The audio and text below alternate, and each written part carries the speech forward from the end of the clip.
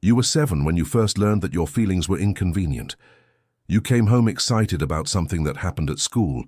Maybe you made a new friend, maybe you drew a picture you were proud of. But the adults were too busy, too tired, too overwhelmed to notice the light in your eyes slowly dimming. "Not now, honey, I have to," became the soundtrack of your childhood. Your excitement was met with distraction, your sadness with impatience, your needs with a sigh that told you they were one burden too many. So you learned something devastating. Your inner world was less important than everyone else's outer chaos. You learned to read the room before entering it, to gauge everyone's mood before speaking, to make yourself useful instead of simply being yourself. You became the child who anticipated needs before they were expressed, who offered help before being asked, who smiled when you wanted to cry because tears made the adults more stressed. Your emotional world went underground, and in its place you developed supernatural abilities to detect what others needed. Because if you could just be helpful enough, useful enough, easy enough, maybe someone would finally have time for you. Fast forward to today. Everyone loves how considerate you are, how you always know exactly what they need before they ask.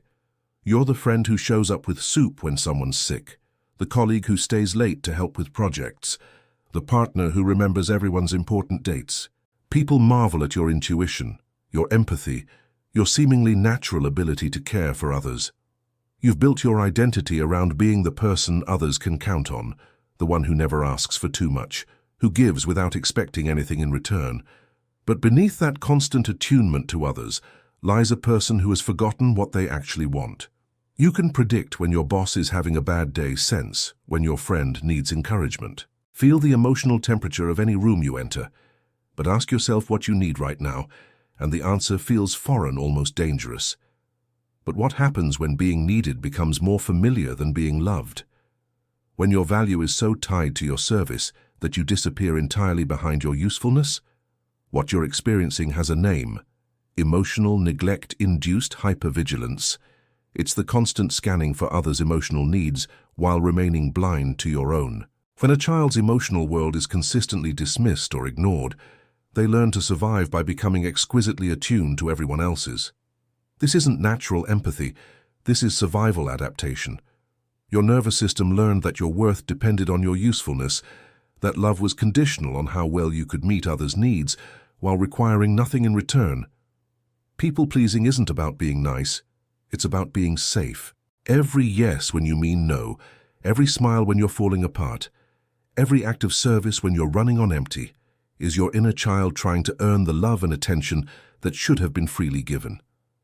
You developed hypervigilance not to danger, but to need, constantly scanning for opportunities to prove your worth through caregiving, through being indispensable, through making yourself so valuable that surely this time, someone will see you. The adaptation that helped you survive childhood now colors every relationship you have as an adult. You experience chronic exhaustion from the invisible emotional labor you carry, remembering birthdays, managing social dynamics, sensing when someone needs support even when they haven't asked for it. You've lost the ability to identify your own needs or wants because for so long they didn't matter. When someone asks what you'd like for dinner, the question feels overwhelming. When they ask what you need, you automatically deflect, "I'm fine, what do you need?" Resentment builds behind your smile like pressure in a kettle. You give and give and give, but something inside you keeps track, keeps hoping that maybe if you just do enough, someone will finally turn that same level of attention toward you. But it never seems to happen because you've trained people to see you as the giver, never the receiver. Your relationships are built on what you give, not who you are. You've become so identified with your role as caretaker that you've forgotten there's a person underneath all that service who has dreams, needs, and the right to take up space without earning it. The breaking point arrives quietly, like dawn after a sleepless night. You realize you're surrounded by people who need you but don't actually see you. They love what you do for them, but do they know who you are when you're not doing anything for anyone? You've become so good at being what others need that you've lost contact with who you actually are. The person behind the people-pleasing has become a stranger to you. You know exactly how to make everyone else feel better, but you can't remember the last time someone asked how to make you feel better. The exhaustion isn't just physical anymore, It's existential. The constant performance of care while receiving none in return finally becomes unbearable. You look in the mirror and realize you've been performing the role of yourself for so long that you've forgotten who you actually are underneath the act. This crisis is terrifying but necessary. It's your authentic self, buried under years of emotional neglect and people-pleasing, finally demanding to be seen and heard. Healing begins when you start asking, "What do I need?" instead of, "What do they need?" This simple question will feel revolutionary, maybe even selfish at first.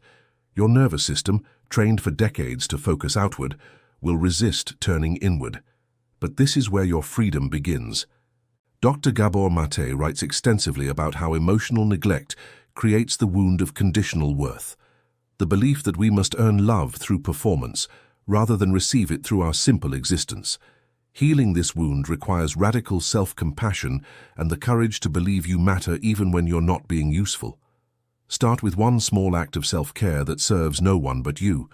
Maybe it's taking a bath without feeling guilty about the time. Maybe it's saying no to one request this week. Maybe it's buying yourself flowers just because they make you smile. Remember this truth. Your worth isn't measured by your output. It exists simply because you exist. You don't have to earn your place in this world through endless giving. You belong here just as you are, needs and all, imperfect and beautifully human. You were never meant to earn love through endless giving. You were never meant to disappear behind your usefulness or silence your needs to make room for everyone else's. You were meant to receive love simply for being alive, simply for being you. That 7-year-old who learned their feelings were inconvenient is still inside you, waiting to be told that their inner world matters, that their needs are valid, that they deserve care not because they've earned it, but because they're human. Every boundary you set is a step toward remembering that you matter, not just for what you do, but for who you are. Every time you choose authenticity over people-pleasing, you're healing not just yourself, but that neglected child within you. You're not alone in this journey. You're joining countless others who are learning that self-care is not selfish. It's the foundation of authentic connection. When you stop trying to earn love through service and start believing you're worthy of love just as you are, you give others permission to do the same. The world doesn't need another person who gives until they're empty. It needs you, whole, authentic, with needs and boundaries, and the courage to take up the space you've always deserved. It needs you to model what it looks like to care for others from a full cup rather than an empty one. Your feelings were never inconvenient. Your needs were never too much. That child who learned to hide their light deserves to shine again, not to serve others, but simply because they exist, because they matter, because they always have. Stop earning love. Start receiving it. The world is waiting for the real you. Remember, you matter not because of what you give, but because of who you are.